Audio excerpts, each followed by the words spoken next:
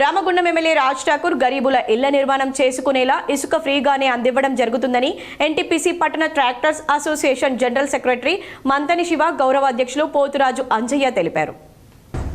ఈ మేరకు శుక్రవారం ఏర్పాటు చేసుకున్న సమావేశంలో వారు మాట్లాడుతూ తెలంగాణ ప్రభుత్వం ఉన్నప్పుడు ఇసుక ఆన్లైన్లో 3,000 రూపాయలకు అందేదని, స్థానిక ఎమ్మెల్యే ఇసుక ఫ్రీ నిర్ణయంతో ట్రాక్టర్ లోడ్ ఇసుకను 1,500 రూపాయలకే సరఫరా చేయడం జరుగుతుందని తెలిపారు.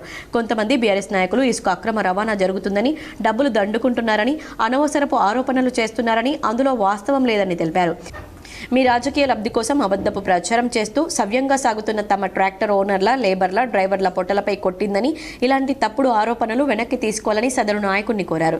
ఇసుక అనేది గోలివాడ నుంచి ఆన్లైన్లో ఉన్నప్పుడు ఎన్టీపీసీకి 2,700, బుధవారికి 3,300 రేట్స్ భారంగా అత్యధికంగా ఉన్న రేట్లను మన స్థానిక ఎమ్మెల్యే గారు మాకు మేడిపల్లి నుండి దగ్గరగా వారి ఇప్పించి మేము దారి కోసము ఒక 100 రూపాయలు వేసుకొని ఖర్చు పెట్టుకున్నాం తప్పితే ఎవరికి కానీ, నాయకులకు కానీ, అధికారులకు కానీ ఒక్క రూపాయి కూడా ఇవ్వడం లేదు. దయచేసి మీ అధికారులందరూ మీ ప్రయోజనాల కోసం మా మీద బురద జల్లి మా ఇసుక క్వారీ నడిచే ప్రయత్నం కాకుండా చేయకండి, నడవనియండి. దీన్ని స్థానిక ప్రజలకు అందుబాటులో ఉన్నది ఇసుక.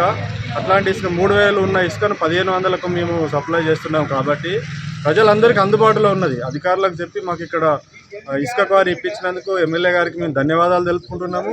మేము ఎవరికి ఒక రూపాయి కూడా ఇవ్వట్లేదు. కాబట్టి దయచేసి అందరూ దీనిని అర్థం చేసుకొని మా మీద బురద జల్లే ప్రయత్నం చేయకండి. మీ రాజకీయాలు మీరు చేసుకోండి, కానీ మేము ఎవరికి శత్రువులం కాదు, అందరికి కావాల్సిన వాళ్ళం. కాబట్టి దయచేసి స్థానికంగా ఒక ట్రాక్టర్ పైన 4 లేబరు, ఒక డ్రైవరు, ఒక ఓనరు, 5 కుటుంబాలు బ్రతుకుతున్నాయి. లేబర్లు లోడింగ్ చేస్తున్నారు గంగలో. కాబట్టి అందరి జీవితాల మీద మీరు దెబ్బకొట్టే ప్రయత్నం చేయవద్దని నమస్కరించి అందరికి తెలియజేస్తున్నాము. ఈ సమావేశంలో ఎన్టీపీసీ పట్టణ ట్రాక్టర్ అసోసియేషన్ అధ్యక్షులు గొడుగు శ్రీనివాస్, సభ్యులు కుసుమ వెంకటేష్, బండారి రాజేందర్, కందుల స్వామి తదితరులు పాల్గొన్నారు.